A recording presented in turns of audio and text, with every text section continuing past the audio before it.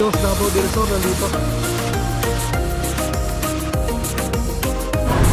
Oh, Canada!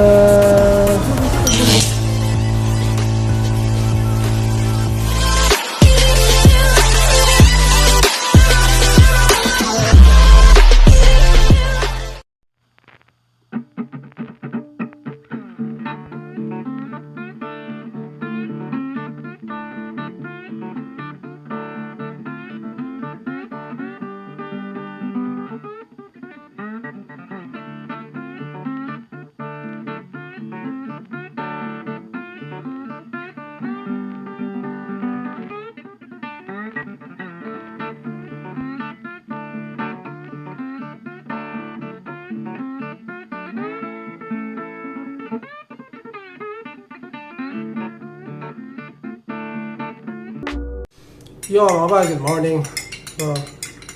Today Sunday ngayon mga par, no? Dito lang tayo sa bahay. And mamaya may lakad tayo mga par.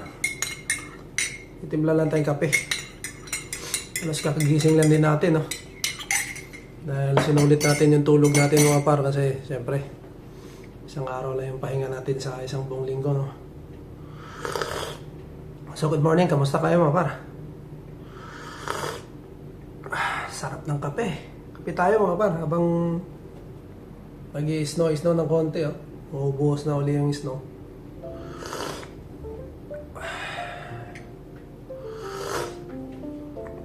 Negative 4 feels like negative 8 mga par, no? So tama-tama lang yung lamig natin. Hindi katulad ng mga nakarang araw na talagang sobrang lamig mga par. Talagang tago sa buto yung lamig. So ayun. Kahapon hindi na tayo masyadong nakapag-vlog mga par, no? Kasi yun, yung kasama nga namin ay dating helper din yung mga par, no? So sinama sa amin kasi yung driver namin ay nag-absent mga par kasi mayroong importante siguro sa kanyang pamilya, no? So yun, nag-absent siya, binigay sa amin yung dating mga par, no, helper. Ngayon receiver na siya doon sa warehouse namin. Pero dati siyang helper, halos naikot na niya lahat ng ruta mga par, so kabisado niya lahat. Lalo na dyan sa may ruta namin, no? Sa market, yun yung ruta namin mga par. So syempre bago yung driver, ako medyo bago pa rin, kaya pinasama sa amin. So yun, natapos namin kahapon mga par, mga past 4 na, siguro yun mag alas 4 nga tumating kami doon sa warehouse. So yun, nakauwi kami medyo maaga mga par, no? So ikot na tayong kape.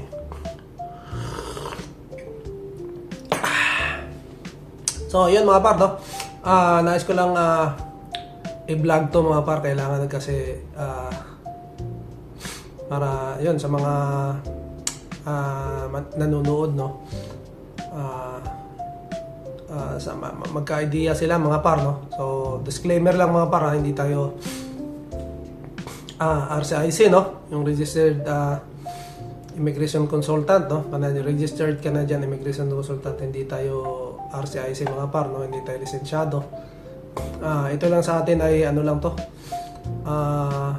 review lang mga par, no? And update din sa mga balita kasi alam niyo naman, lagi tayong nakaabang din sa mga balita sa IRCC kasi yun nga, temporary foreign worker pa rin tayo mga par. So hindi tayo pwedeng mauli dyan sa mga balita na yan kasi yan yung pasihan natin, no?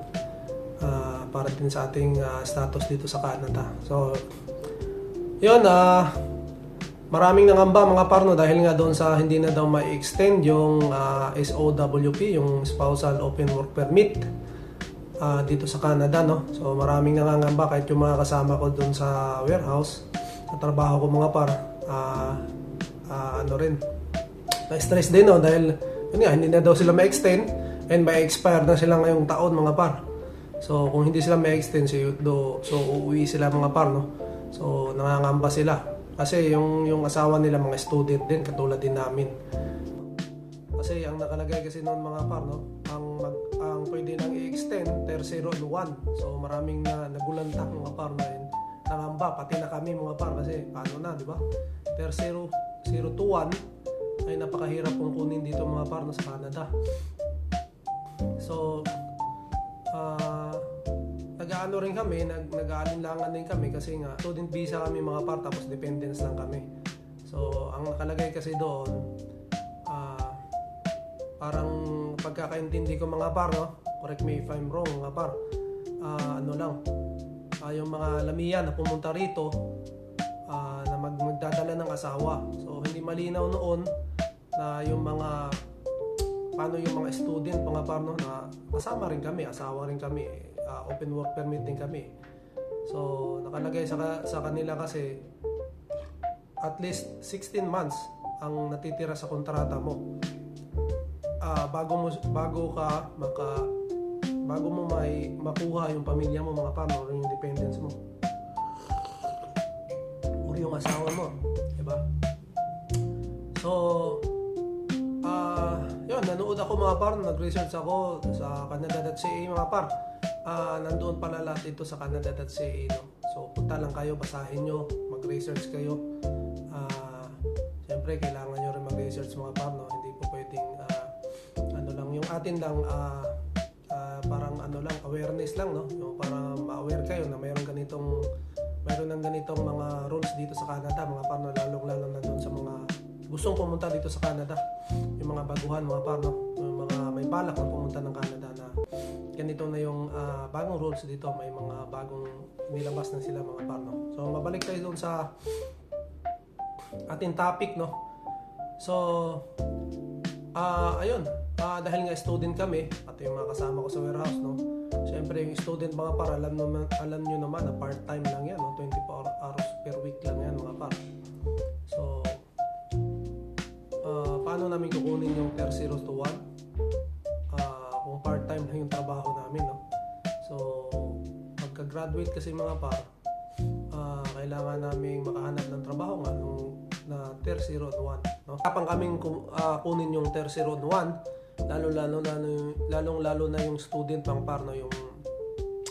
Yun yung primary applicant namin kasi siya yung mag-a-apply ng PGWP mga par. So kami dependents lang, no? So talagang nagdedepende kami sa kanya kasi dependent siya naman. So yun, dahil student siya, mahirapan siyang kunin yung Tier 021, not unless kung yung part-time niya mga par. So yung sa nakikita ko lang, no, yung part-time niya, pag nakapasok ka nun, yung pag may nakikita ka na pwedeng mga par, no, pwedeng Tier 021.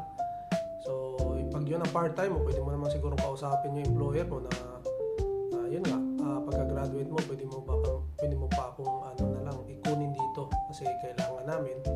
So yun ang nakikita kong diskarte mga par, no, para makuha mo yun. Pero syempre ang Tier 021 kasi mga par, no, is talagang mahirap yan na posisyon, no. So ngayon maraming na mga par, no, nangamba, kasama na talaga kami doon, no. Dahil nga dyan sa balita na yan. So yun nga, may mga sabi-sabi na hindi na kami ma-extend, uwi na kami.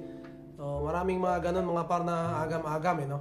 So nag-research tayo, nanood tayo ng mga, syempre yung mga legit na immigration consultant mga par, hindi lang isa, no. Marami tayong pinagkumpara-kumpara, pinanood talaga natin, no. Nanood tayo ng mga vlog, nagbasa tayo. Hindi ba tayo eksperto mga par, no? Hindi ako nagsasabi na magaling tayo, no. Kaya hindi ko tinatake lang mga talagang ng immigration, no. Kasi syempre hindi naman tayo magaling talaga diyan mga par, may magagaling talaga. Tayo ay nanonood lang doon sa mga talagang legit na immigration consultant, no, yung registered. So ayun, tapos binabalanse natin mga par, no, kung anong pwede natin gawin, kung tama ba to, ganito ba. Yun yung ginagawa ko mga par. So hindi lang isa ang pinapanood ko, marami. And then bukod doon, nagbabasa pa ako mga par doon sa Canada.ca. So napaka-importante mga par, no.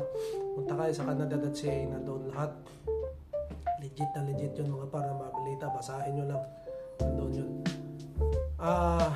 Doon, hanggang sa ito nga mga par, no, naglabas na malinaw na yung Canada, na yung Tier 2 and 3 pwede nang magdala ng spouse mga par, no, yung mga dependents nila, no, pwede na nilang dalhin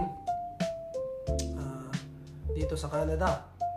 So, pero may pero yun mga par, no, kailangan ganito yung trabaho mo.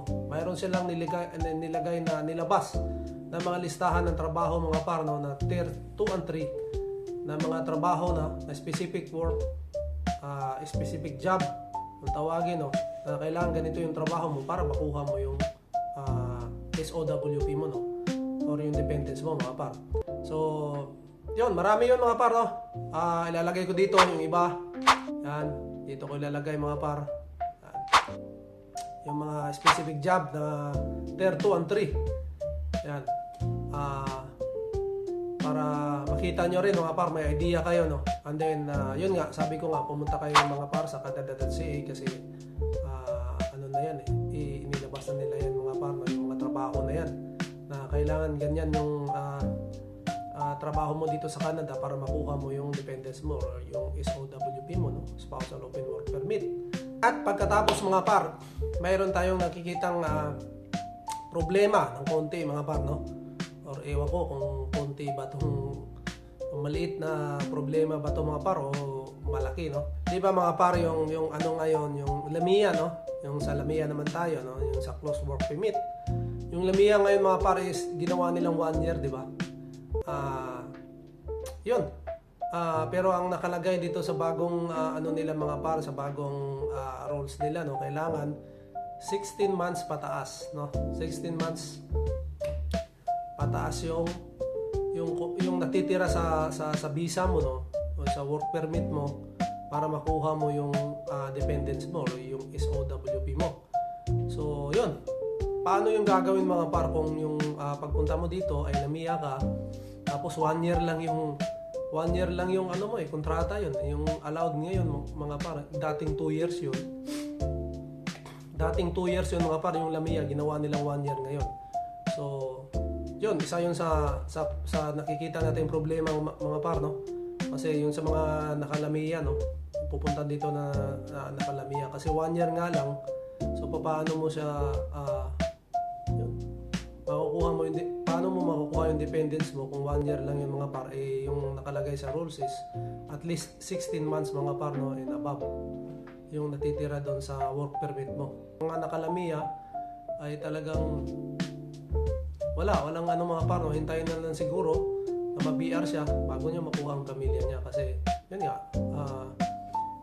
nakalagay sa rule 16 months pataas, di ba? 16 months and above yung natitira sa work permit mo. So malabo na yun mga par, no? Isa yun sa problema, no? So antabayan na natin kung magagawan ba nila ng paraan kasi yung Canada naman mga par, no? Mabilis magbago ng kanilang mga rules, no? Mabilis nilang baguhin. Abang-abang lang tayo mga par, no? Pero naman dito sa side namin mga par, no, sa mga international student, no, na katulad namin, ito nang medyo good news ng konti mga par, no, kasi hindi ba for example na lang ang asawa ko, no, kumuha siya ng 2 years program dito sa Canada. So mabibigyan kami ng at least 3 years na PGWP mga par. So ang gagawin lang namin sa nakikita ko, kung tama yung pagkakaintindi ko mga par, no, siyempre pag graduate na, kailangan lang namin maghanap nung trabaho na naka tier 0 and 1 or tier 2 and 3 na nandoon sa listahan nila mga par na bagong nilabas nila ngayon, no? Nandoon sa listahan na bagong nilabas ng Canada ngayon. Kailangan yun yung makuha na trabaho ng asawa ko. Kung hindi niya makuha yung tier 0 and 1, mayroon namang kaming option pa na tier 2 and 3 pero nandoon sa listahan mga par na nilabas ng Canada. Kailangan yung trabaho na yun yun ang makuha niya para ma-extend kami mga par, no, kami ng anak ko. So dahil nga 2 years program ang kinuha niya, so pasok kami mga par kasi 3 years PGWP naman ang makukuha namin, no, pagka nag-apply kami ng PGWP. So wala akong nakikitang problema mga par, no, kasi pag nagpasa kami, hindi naman kami niya hanapan ng sana yung work permit namin kasi mag-a-apply pa nga lang kami kasi yun nga, student kasi misis. So makikita nila doon na may pwede kaming bigyan ng 3 years. So maaaring mag-grant kami mga par, no? Maaaring ring hindi, tignan natin mga par. So medyo yun nga, nabuhayan ako ng loob, no, na sa bagong nilabas nila ngayon, no? Kasi yung doon ako nag-aalala mga par, no, sa tier 0 and 1 kasi talagang napakahirap kunin yun mga par. So yun nga, biglang naglabas sila na pwede na yung tier 2 and 3, pero dito na trabaho na to, yung specific job na to, kailangan nandito yung primary applicant, ito yung trabaho niya. So medyo nabuhayan tayo ng loob mga par kasi medyo may mga skill trade, mayroon dong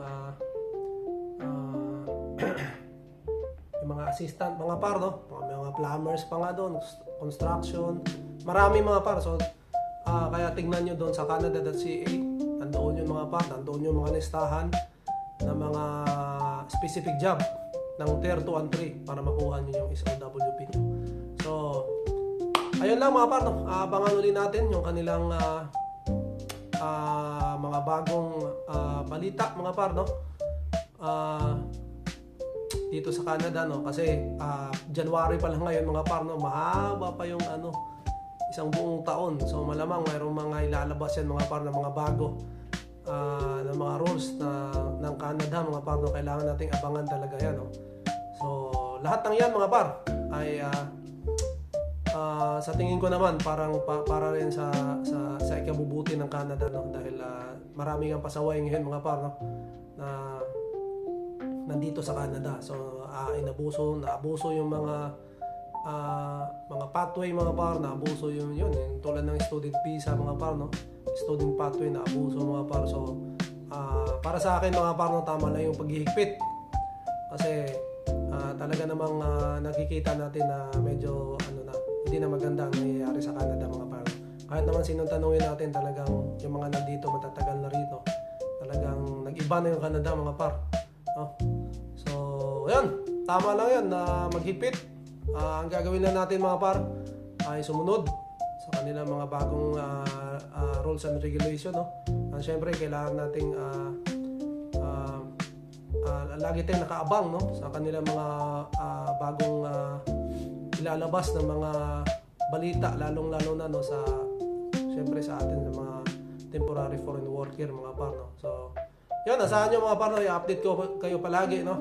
So lang to, pasada lang to mga par kasi hindi naman tayo, sabi ko nga, hindi tayo magaling doon sa mga ganyan na immigration. Gusto ko lang i-vlog mga par, no, para yung mga nakapanood ma-aware na hindi tayo magbabalita rito ng talagang hindi totoo mga par, no? Di bali nang hindi tayo dumami mga par, no? Hindi ko hangad na talagang sumikat tayo, dumami tayo ng subscriber. Ang akin na mga par, no, may share ko sa inyo yung mga nangyayari dito sa Canada, patungkol naman doon sa mga immigration policy dito mga par, no? Mga pulisiya dito sa Canada, sa mga tungkol sa mga